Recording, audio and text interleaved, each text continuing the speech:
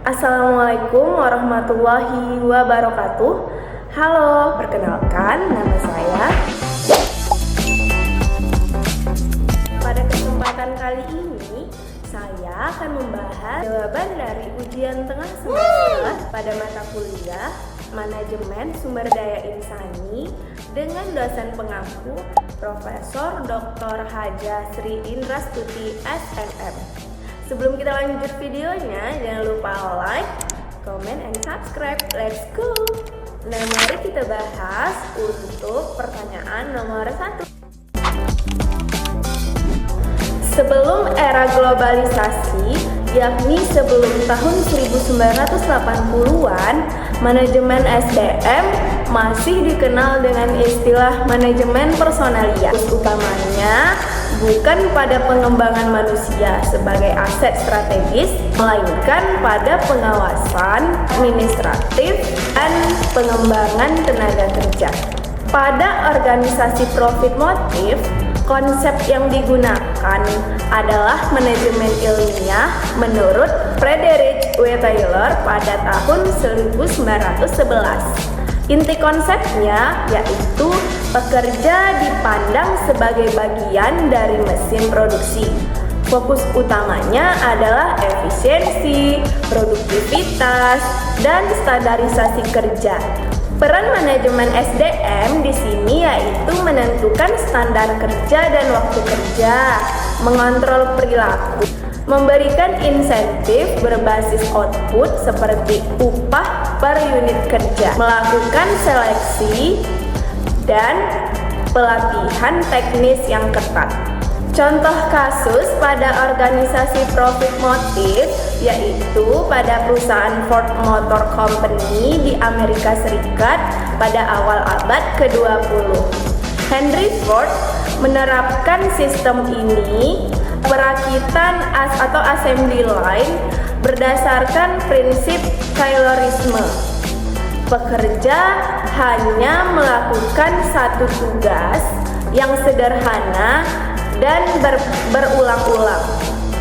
Yang kedua yaitu manajemen menentukan metode kerja paling efisien dan penggajian berbasis hasil kerja atau flash rate system, dan pada hasilnya yaitu produktivitas meningkat drastis, namun pekerja mengalami kelelahan dan kejenuhan sehingga muncul masalah turnover yang tinggi. Contoh kasus pada organisasi nirlaba atau sosial yaitu pada organisasi Palang Merah sebelum globalisasi yaitu tahun 1950 hingga 1970-an, yaitu yang pertama mengelola relawan dengan pendekatan kekeluargaan, yang kedua mengandalkan motivasi sosial dan nilai kemanusiaan, bukan imbalan material.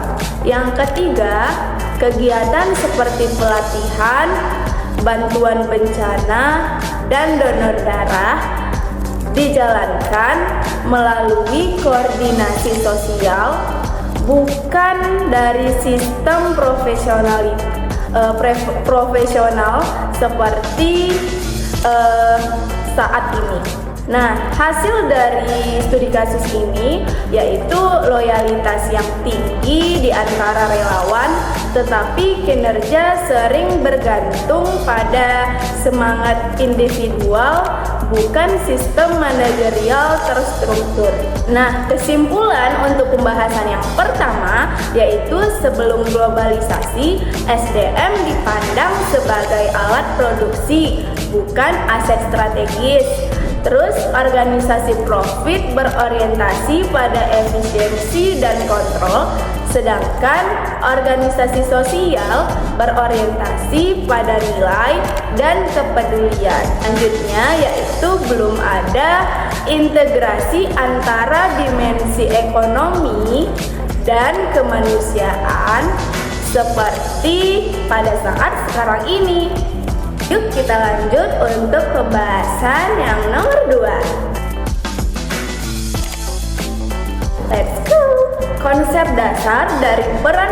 manajemen sumber daya insani, yaitu dalam era persaingan global, keberhasilan organisasi tidak lagi ditentukan oleh modal dan teknologi saja, tetapi oleh kualitas manusia yang mengelolanya. Manajemen sumber daya insani berperan strategis bukan hanya administratif dengan tujuan membangun keunggulan kompetitif berbasis manusia.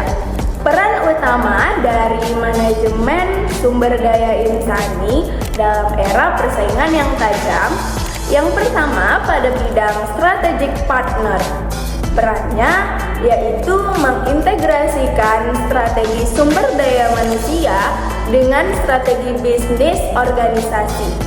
Pada bidang yang kedua yaitu talent developer.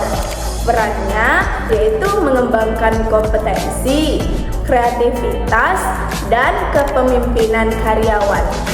Bidang yang ketiga yaitu change agent.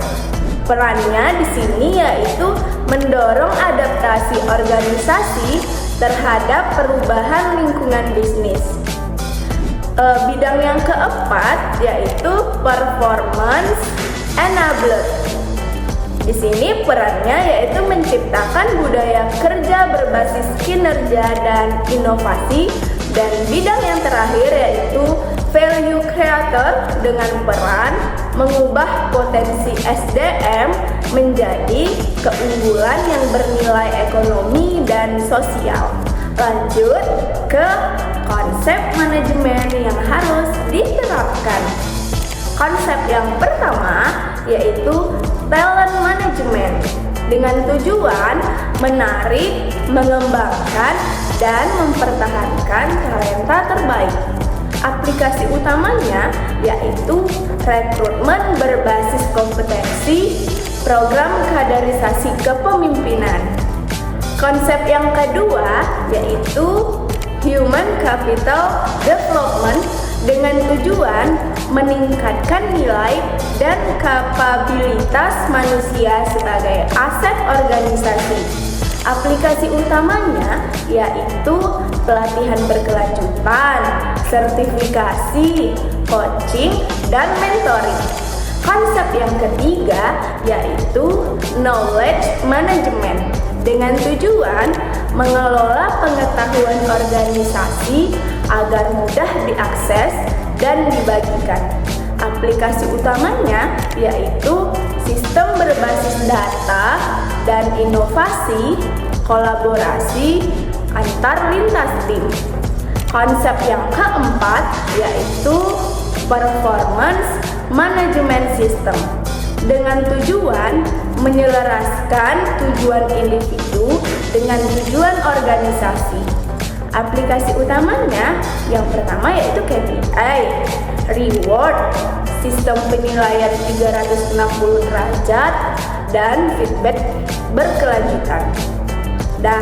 Konsep yang kelima yaitu digital HR dan HR analytic dengan tujuan menggunakan teknologi dalam pengelolaan SDM untuk efisiensi dan prediksi.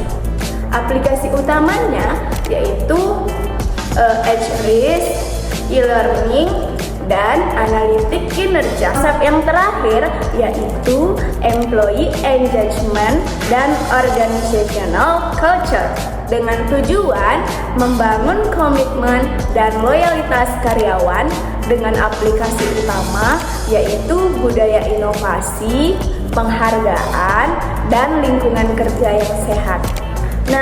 Kesimpulan untuk pembahasan nomor 2 yaitu manajemen sumber daya insani di era persaingan yang tajam memegang peran vital dalam menjamin kelangsungan hidup organisasi. Keberhasilan bukan hanya diukur dari laba, tetapi juga dari kemampuan organisasi dalam mengelola, mengembangkan, dan memotivasi manusia agar terus belajar, berinovasi, dan beradaptasi. Konsep kuncinya yaitu sumber daya manusia unggul adalah fondasi keberlanjutan organisasi. Yuk kita lanjut untuk pembahasan nomor 3. Let's go!